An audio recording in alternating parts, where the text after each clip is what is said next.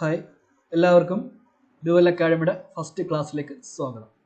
ഇന്ന് നമ്മൾ പഠിക്കാൻ പോകുന്നത് ബോഡി ഫ്ലൂയിഡ്സ് ആണ്. Body fluids.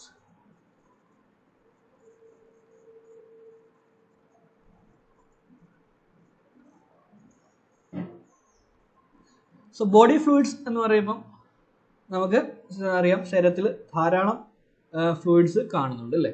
അപ്പോൾ നമ്മൾ ടോട്ടൽ ബോഡി വെയ്റ്റിന്റെ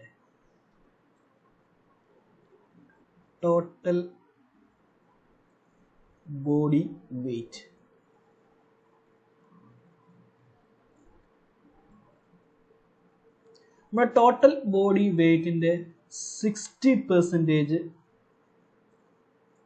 എന്ന് പറയുന്നത് ബോഡി ഫ്ലൂയിഡ്സ് ആണ്. ബോഡി ഫ്ലൂയിഡ്സ് എന്ന് പറഞ്ഞാൽ അതിനകത്ത് എന്തൊക്കെയുണ്ട്? അതിനകത്ത് വാട്ടറും പിന്നെ കാണുന്നത് ഇലക്ട്രോലൈറ്റ്സുമാണ്.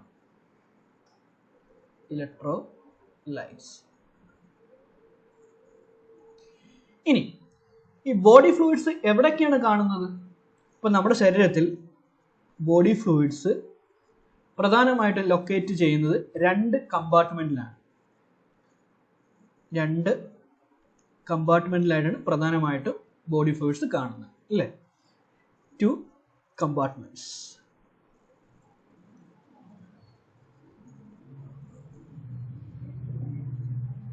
ഏതൊക്കെയാണ് കമ്പാർട്ട്മെന്റ്? ഫസ്റ്റ് കമ്പാർട്ട്മെന്റ് എന്ന് പറയുന്നത് intra cellular fluid.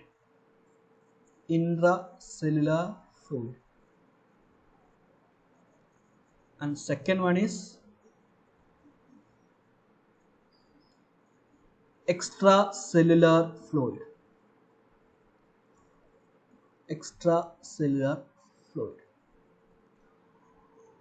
So intracellular fluid എന്ന് പറഞ്ഞാൽ this fluid present within the cell.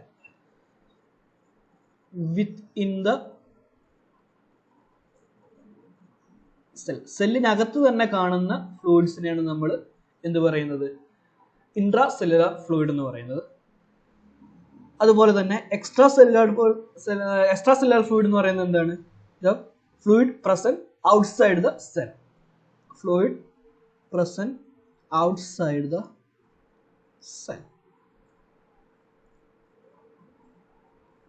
So ഇതാണ് ബോഡി ഫ്ലൂയിഡ്സ് കാണുന്ന രണ്ട് കമ്പാർട്ട്മെന്റ്. അപ്പൊ നമ്മൾ ജസ്റ്റ് ഒരു പിക്ചർ ഡ്രോ ചെയ്യുകയാണെങ്കിൽ, ഞാനൊരു സെല്ല്, ഒരു ഹ്യൂമൻ ബോഡി സെല്ല് വരയ്ക്കുകയാണ്. സോ സെൽ മെംബ്രെയിൻ, ഇത് ന്യൂക്ലിയസ്,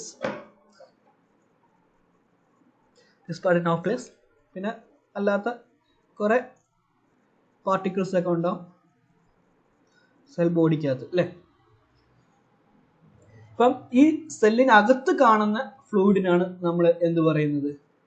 സെല്ലിനകത്ത് കാണുന്ന ഫ്ലൂയിഡിനാണ് നമ്മൾ ഇൻട്രാ സെല്ലുലാർ ഫ്ലൂയിഡ് എന്ന് പറയുന്നത്. അതുപോലെ സെല്ലിന് പുറത്ത് കാണുന്ന ഫ്ലൂയിഡിനാണ് നമ്മൾ എന്ത് പറയുന്നത്? Extra cellular fluid. ഓക്കെ, എല്ലാവർക്കും ഇത് മനസ്സിലായി എന്ന് വിചാരിക്കുന്നു. ഇനി നമ്മൾ നോക്കേണ്ടത് ബോഡി ഫ്ലൂയിഡ്സിനെ കുറിച്ചാണ് അല്ലേ. So total body fluids, total body ഫ്ലൂയിഡ്സിൽ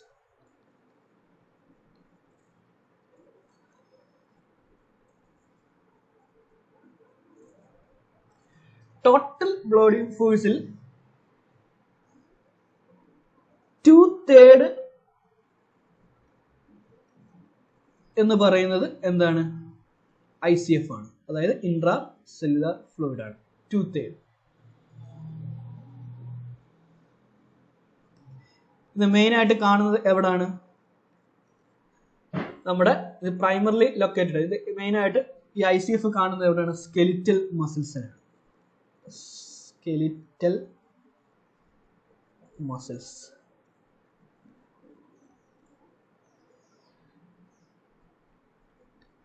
രണ്ടാമത്തെ പാർട്ട് എന്ന് പറഞ്ഞാൽ 1/3 പാർട്ട്. 1/3 പാർട്ട് എന്തായിരിക്കും?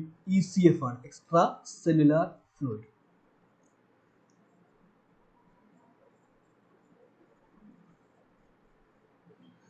സോ 2/3 പാർട്ട് ICF ആണ്. ICF മെയിൻ ആയിട്ട് കാണുന്നത് സ്കെലിറ്റൽ മസിൽസിനാണ്. പിന്നെ 1/3 പാർട്ട് ECF ആണ്, എക്സ്ട്രാ സെല്ലുലാർ ഫ്ലൂയിഡ് ആണ്. ഇനി ഈ എക്സ്ട്രാ സെല്ലുലാർ ലൊക്കേറ്റ് ചെയ്യുന്നത് എവിടെയാണ്? So extra cellular fluid main ആയിട്ട് ലൊക്കേറ്റ് ചെയ്യുന്നത് 3 സ്പേസിലാണ്. ഏതൊക്കെയാണ് 3 spaces? First space intravascular space. Intravascular space. Intravascular space എന്ന് പറഞ്ഞാൽ എന്താണ്? Within blood vessel. Intravascular means blood vessel. Within blood vessels, അതായത് ബ്ലഡ് വെസൽസിൽ അകത്ത് കാണുന്ന ഫ്ലൂയിഡിനാണ് നമ്മൾ ഇൻട്രാവാസ്കുലാർ ഫ്ലൂയിഡ് എന്ന് പറയുന്നത്. വെസൽസ്. അപ്പം മെയിനായിട്ട് ബ്ലഡ് വെസൽസിനകത്ത് കാണുന്ന ഫ്ലൂയിഡ് ഏതാണ്? ബ്ലഡ് ആണ്. ബ്ലഡ് എന്ന് പറയുമ്പോൾ അതിന്റെ fluid part, that is plasma. Plasma of blood. ഇതിന്റെ ക്വാണ്ടിറ്റി എത്രയാണ്? ഇതിന്റെ ക്വാണ്ടിറ്റി 3 ലിറ്റർ ആണ്. സോ ഇൻട്രാവാസ്കുലർ ഫ്ലൂയിഡിന്റെ ക്വാണ്ടിറ്റി എന്ന് പറയുന്നത് 3 ലിറ്റർ ആണ്. നമുക്കറിയാം നമ്മുടെ ശരീരത്തിലെ ടോട്ടൽ ബ്ലഡിന്റെ എമൗണ്ട് എന്ന് പറയുന്നത് 6 ലിറ്റർ ആണ്.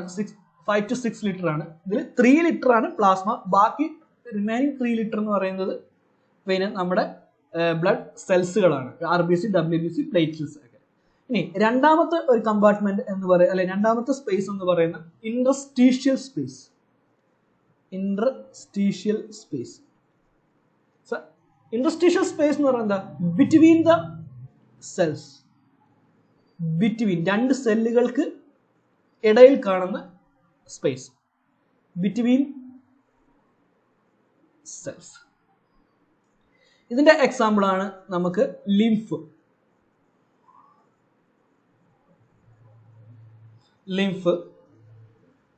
നമ്മുടെ ശരീരത്തിൽ ഇതിന്റെ ക്വാണ്ടിറ്റി എത്രയാണ്? ഇന്റർസ്റ്റീഷ്യൽ ഫ്ലൂയിഡിന്റെ 11 to 12 ലിറ്റർ ആണ്. സോ ഇന്റർസ്റ്റീഷ്യൽ സ്പേസ് എന്ന് പറഞ്ഞാൽ ബിറ്റ്വീൻ സെൽസ്, അതായത് fluid present between the cells. അതിന് എക്സാമ്പിൾ ആണ് ലിംഫ്. അതിന്റെ ക്വാണ്ടിറ്റി എന്ന് പറഞ്ഞാൽ 11 to 12 ലിറ്റർ. ലാസ്റ്റ് സ്പേസ് ആണ്, കമ്പാർട്ട്മെന്റ് അല്ലെങ്കിൽ സ്പേസ് ആണ് ട്രാൻസെല്ലുലാർ space. ട്രാൻസെല്ലുലാർ space.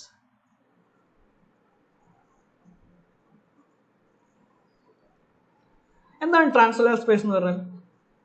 Fluids present within the body cavities. Within body cavities. അതായത് നമ്മുടെ ശരീരത്തിൽ ഇഷ്ടം പോലെ ബോഡി കാവിറ്റീസ് ഉണ്ട് അല്ലേ? ആ കാവിറ്റീസിലൊക്കെ ഫ്ലൂയിഡ് നിറച്ചിട്ടുണ്ട്. അങ്ങനെയുള്ള ഫ്ലൂയിഡിനാണ് നമ്മൾ ട്രാൻസ് സെല്ലുലാർ ഫ്ലൂയിഡ് എന്ന് പറയുന്നത്. സോ ഇതിന് എക്സാമ്പിൾ ആണ്, ഇപ്പം നമുക്ക് എന്ത് പറയാൻ പറ്റും? ഇതിന്റെ എക്സാമ്പിൾ ആയിട്ട് നമുക്ക് പറയാൻ പറ്റുന്നതാണ് ഒന്ന് CSF, സെറിബ്രോ സ്പൈനൽ ഫ്ലൂയിഡ്. പിന്നെ അതുപോലെ പെരികാർഡിയൽ ഫ്ലൂയിഡ്. ഹാർട്ടിന്റെ കവറിംഗ് ആണ് പെരികാർഡിയം. അപ്പം അതൊരു ലെയർ ആണ്. അതിനകത്ത് ഫ്ലൂയിഡ് കാണുന്നുണ്ട്. Pericardial fluid. Then synovial fluid. നമ്മുടെ ജോയിന്റ്സിൽ സൈനോവിയൽ ജോയിന്റ്സിനകത്ത് ഒരു ഫ്ലൂയിഡ് കാണുന്നുണ്ട്. Synovial fluid. Then intra ocular fluid.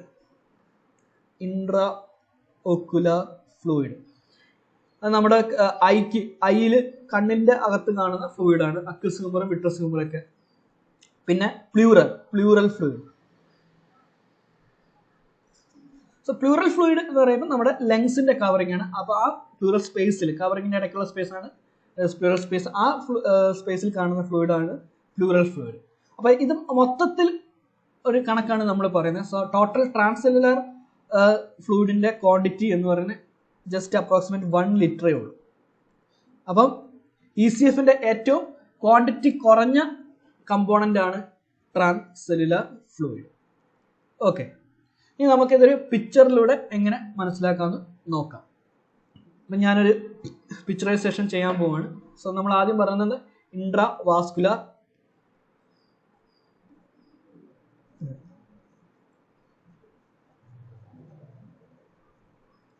So ഇത് ബ്ലഡ് വെസൽ ആണ്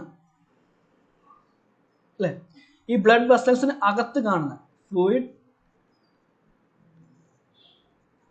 that present within the blood vessels is called intravascular space അല്ലെങ്കിൽ intravascular fluid അല്ലേ. ഇതിന് എക്സാമ്പിൾ ആണ് ബ്ലഡ് പ്ലാസ്മ.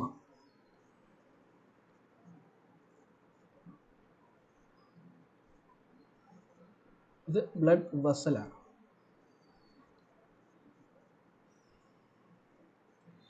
ഇനി അടുത്ത ഇന്റർസ്റ്റീഷ്യൽ സ്പേസ്. ഞാൻ പറഞ്ഞ നേരത്തെ ഒരു സെല്ല് വരച്ചു. അപ്പം 2 സെല്ലിന് ഇടയ്ക്കുള്ള സ്പേസ്. അപ്പം നോക്കുക, വീണ്ടും ഞാനൊരു സെല്ല് വരയ്ക്കാൻ പോവാണ്.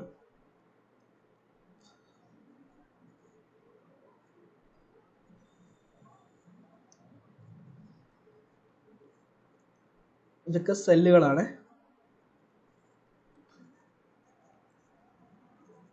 ന്യൂക്ലിയസ് വരുന്നു.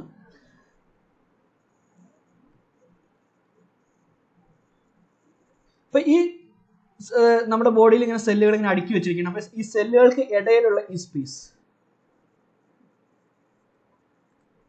അല്ലെ, ഈ സ്പേസിനാണ് നമ്മൾ എന്ത് പറയുന്നത്? ഇന്റർസ്റ്റീഷ്യൽ സ്പേസ് എന്ന് പറയുന്നത്. Interstitial space. സോ ആ ഇതിലാണ് നമ്മൾ എന്ത് കാണുന്നത്? ലിംഫ് കാണുന്നത്. ലിംഫ്. സോ ഓക്കെ, ഇനി നമ്മൾ ബോഡി ക്യാവിറ്റീസ്. നമ്മൾ മെനിഞ്ചസ് വരയ്ക്കുന്നു. മെനിഞ്ചസിന്റെ ലെയേഴ്സ് എന്ന് പറയുമ്പം ഫസ്റ്റ് വൺ എന്ന് പറയുന്നത് ഡ്യൂറാ മാറ്റർ. അതിൻ്റെ താഴെ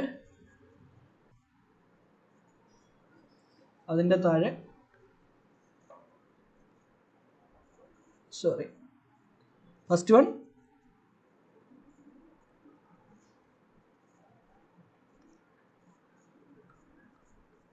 ഡ്യൂറാ മാറ്റർ, അതിൻ്റെ താഴെ അരക്നോയിഡ്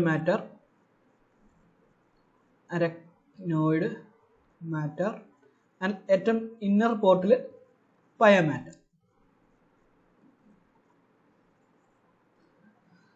സോ ഇവിടെ നമുക്ക് സബ് അരക്നോയിഡ് സ്പേസ് ഉണ്ട്. Subarachnoid, sub means below അല്ലെ. Subarachnoid space. ഈ സ്പേസ് ആണ് subarachnoid space.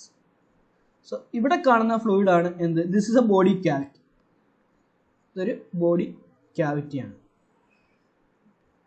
Body cavity, that is known as subarachnoid space. Sub arachnoid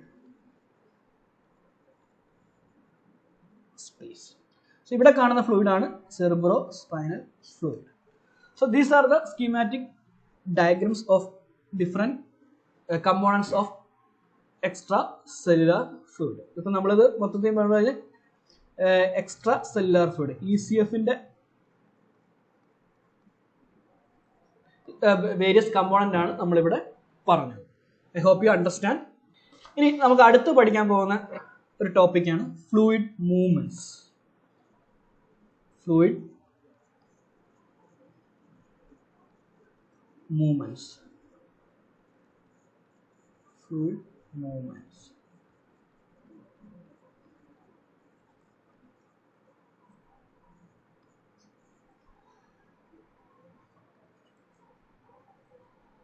നമ്മളിപ്പോൾ വേരിയസ് കമ്പാർട്ട്മെന്റ് ഫ്ലൂയിഡ്സിന്റെ ബോഡി ഫ്ലൂയിഡ്സിന്റെ various compartment നമ്മൾ കണ്ടു. അപ്പം ഇവിടെ എങ്ങനെയാണ് ശരീരത്തിലെ ബോഡി ഫ്ലൂയിഡ്സ് അങ്ങോട്ടും ഇങ്ങോട്ടും മൂവ് ചെയ്യുന്നത് നമുക്ക് നോക്കാം അല്ലേ. സോ നമ്മുടെ ഏറ്റവും പ്രധാനപ്പെട്ട 2 കമ്പോണന്റ് എന്ന് പറഞ്ഞാൽ എന്തായിരുന്നു? ഫസ്റ്റ് സെല്ലിനകത്ത് കാണുന്ന component, that is intra cellular fluid. Then അടുത്ത കമ്പോണന്റ് എന്ന് പറഞ്ഞാൽ സെല്ലിന് പുറത്ത് കാണുന്ന component, that is extra cellular fluid.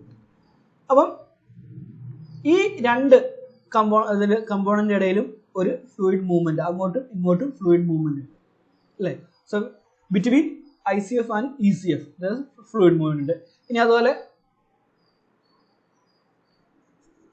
ഇതിന്റെ ECFന്റെ വേരിയസ് കമ്പോണന്റ് ആയിട്ടുള്ള ഇൻട്രാവാസ്കുലാർ ഫ്ലൂയിഡ്, ഇൻട്രാവാസ്കുലർ സ്പേസ് കാണുന്ന fluid intravascular fluid, then ഇൻട്രസ്റ്റീഷ്യൽ space അവിടെ കാണുന്ന ഫ്ലൂയിഡ് ഇൻട്രസ്റ്റീഷ്യൽ ഫ്ലൂയിഡ് അല്ലെങ്കിൽ lymph, and transcellular fluid present within the body cavities. So ഇതിന്റെ ഇടയ്ക്കും എന്തുണ്ട്, അങ്ങോട്ടും ഇങ്ങോട്ടും എല്ലാം ഫ്ലൂയിഡ് മൂവ് ചെയ്യുന്നുണ്ട്. അതായത് ഇൻട്രാവാസ്കുലർ സ്പേസിൽ നിന്ന് ഇൻട്രസ്റ്റീഷ്യൽ സ്പേസിലേക്ക് പോകുന്ന, തിരിച്ചും ഇൻട്രസ്റ്റീഷ്യൽ സ്പേസിൽ നിന്ന് ഇൻട്രാവാസ്കുലർ ഫ്ലൂയിഡിലേക്കും നമ്മൾ പിന്നെ ഫ്ലൂയിഡ് മൂവ് ചെയ്യുന്നു. അതുപോലെ തന്നെ ഇൻട്രസ്റ്റീഷ്യലിൽ നിന്നും ട്രാൻസ്സെല്ലുലർ ഫ്ലൂയിഡിൽ ട്രാൻസ്സെല്ലുലർ സ്പേസിലേക്ക് പോകുന്നു. അതുപോലെ ട്രാൻസ്സെല്ലുലർ ഫ്ലൂയിഡിൽ നിന്ന് ഇൻട്രസ്റ്റീഷ്യൽ ഫ്ലൂയിഡിലേക്കും ഫ്ലൂയിഡ് മൂവ് ചെയ്യുന്നുണ്ട്. അതുകൂടാതെ ഇങ്ങനെ ഒരു മൂവ്മെന്റും ഉണ്ട് between intravascular space and transcellular space, അല്ലെങ്കിൽ intravascular fluid and transcellular fluid. Okay, so these are the pattern of fluid movements. So this is normal fluid movements ആണ്.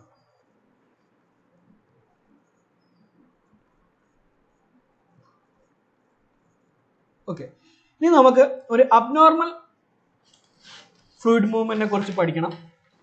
അത് പരീക്ഷയ്ക്ക് ചോദിക്കുന്നതാണ്. സോ അതെങ്ങനെയാണ് സംഭവിക്കുന്നത് നോക്കാം. സോ അവിടെ എവിടെ നിന്ന് എങ്ങോട്ടാണ് മൂവ് ചെയ്യുന്നത്. സോ അത് ഇൻട്രാ വാസ്കുലാർ സ്പേസിൽ നിന്നും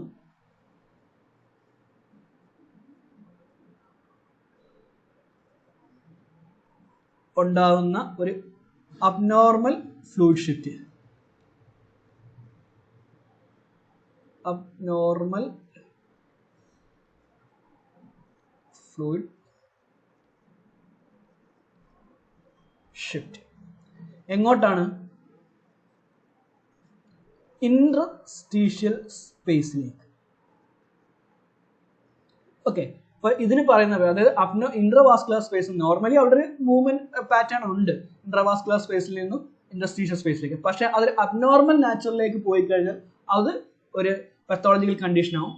അതിനെ നമ്മൾ പറയുന്ന പേരാണ് third spacing. Third spacing, third spacing അല്ലേ. That term is known as third spacing. ഒരു തേർഡ് സ്പേസിംഗ് ഉണ്ടാവുന്ന സയൻസ് ആൻഡ് സിംറ്റംസ് എന്തൊക്കെയാണ്? കാരണം this is abnormal fluid accumulation ആണ് അല്ലേ, abnormal fluid accumulation in the ഇൻട്രസ്റ്റീഷ്യൽ space. കാരണം ഈ ഫ്ലൂയിഡ് നമുക്ക് ഫിസിയോളജിക്കൽ ആവശ്യത്തിനായിട്ടൊന്നും നമുക്ക് യൂസ് ചെയ്യാൻ പറ്റില്ല. അതിങ്ങനെ ആ സ്പേസിൽ കെട്ടിക്കിടക്കുന്ന ഫ്ലൂയിഡ് ആണ് അല്ലേ. സോ ഇങ്ങനെ ഒരു കണ്ടീഷൻ ഉണ്ടാകുമ്പോൾ പേഷ്യന്റ് എക്സ്പീരിയൻസ് ചെയ്യുന്ന സയൻസ് ആൻഡ് സിംറ്റംസ് എന്തൊക്കെയായിരിക്കും?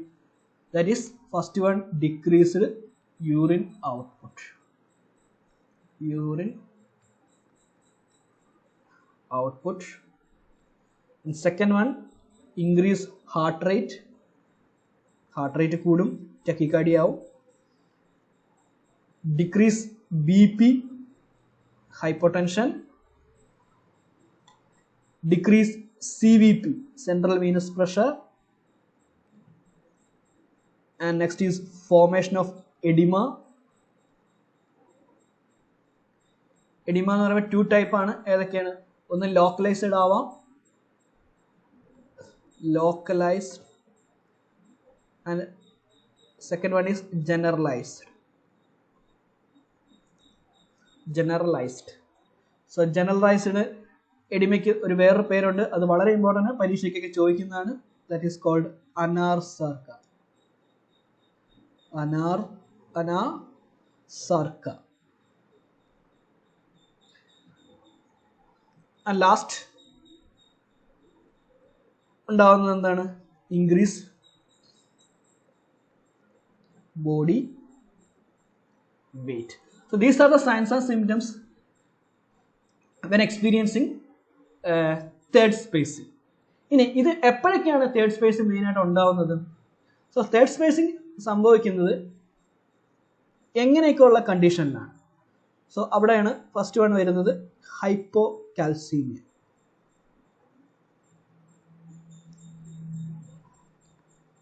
ഹൈപ്പോകാൽസീമിയ അതായത് നമ്മുടെ ശരീരത്തിൽ കാൽസ്യത്തിന്റെ അളവ് നോർമൽ ലെവലിലേക്കാണ് കുറയുന്ന അവസ്ഥ. രണ്ട്, decreased iron intake. Iron intake കുറഞ്ഞു കഴിഞ്ഞാൽ തേർഡ് സ്പേസിംഗ് ഉണ്ടാവും. And chronic liver disease. Chronic liver disease അവിടെയാണ് നമ്മൾ ഉണ്ടാകുന്ന ഒരു തേർഡ് സ്പേസിംഗ് ആണ് നമ്മൾ അസൈറ്റിസ് എന്ന് പറയുന്നത്. ദെൻ ആൽക്കഹോളിസം,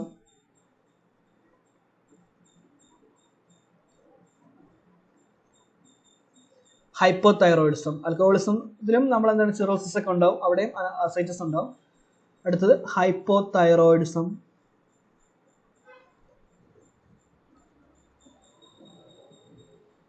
മാലബ്സോർപ്ഷൻ സിൻഡ്രോം, അവിടെ ഫ്ലൂയിഡ് ഷിഫ്റ്റ് അല്ലെങ്കിൽ തേർഡ് സ്പേസിംഗ് ഉണ്ടാവും. ഇമ്മൊബിലിറ്റി. ഇപ്പം നമ്മൾ ഒരു ക്രോണിക് ഇല്ലൊക്കെ ആയിട്ട് പേഷ്യൻസ് ഇങ്ങനെ ബെഡ് റിഡൻ ആയി പോവുക, അല്ലെങ്കിൽ എന്തെങ്കിലും സ്പൈനൽ കോഡ് ഇഞ്ചുറി ഒക്കെ സംഭവിച്ച് ബെഡ് റിഡൻ ആയിരിക്കുന്ന സമയത്തും ഈ തേർഡ് സ്പേസിംഗ് സംഭവിക്കും. ആൻഡ് അടുത്തത് ഇമ്പോർട്ടൻ്റ് ആണ് burns. And last one cancer. So ഈ കണ്ടീഷനിലൊക്കെയാണ് എന്ത് സംഭവിക്കുന്നത്? തേർഡ് സ്പേസ് കോമൺ ആയിട്ട് സംഭവിക്കുന്നത്. അപ്പം ഇത് ഇത്രയാണ് നമ്മുടെ ഇന്നത്തെ ക്ലാസ്. അപ്പോൾ നമ്മൾ ഇന്ന് പഠിച്ചത് എന്തൊക്കെയാണ്? ബോഡി ഫ്ലൂയിഡ്സ്, അതിൻ്റെ വേരിയസ് കമ്പാർട്ട്മെന്റ്, അതിൻ്റെ മൂവ്മെന്റ്സും, നോർമൽ മൂവ്മെന്റ്സും ഒരു അബ്നോർമൽ മൂവ്മെന്റ്. ഓക്കെ, അപ്പം എല്ലാവർക്കും ഇത് മനസ്സിലായെന്ന് വിചാരിക്കുന്നു. ക്ലാസ്സുകളെല്ലാം എല്ലാവർക്കും ഇഷ്ടപ്പെട്ടെന്ന് വിചാരിക്കുന്നു. അപ്പം നിങ്ങൾ ഈ ചാനൽ സബ്സ്ക്രൈബ് ചെയ്യുക. ഇനിയും ഇതുപോലെ ആയിരിക്കും നമ്മുടെ ക്ലാസ്സുകൾ മുന്നോട്ട് പോകുന്നത്. നിങ്ങൾ ലൈക്ക് ചെയ്യുക, ഷെയർ ചെയ്യുക, പിന്നെ ഏറ്റവും പ്രധാനം കമൻറ്റ് ചെയ്യുക എന്നുള്ളതാണ്. നിങ്ങളുടെ കമൻറ്റ് അനുസരിച്ച് നമുക്ക് ഇതിനകത്ത് പുതിയ പുതിയ ഡെവലപ്മെൻറ്റുകൾ കൊണ്ടുവരാൻ പറ്റുന്നതാണ്. സോ ഇമ്പോർട്ടൻ്റ് ആയിട്ട് നിങ്ങൾ എന്ത് ചെയ്യുക? കമൻറ്റ് ചെയ്യുക. Okay, thank you very much.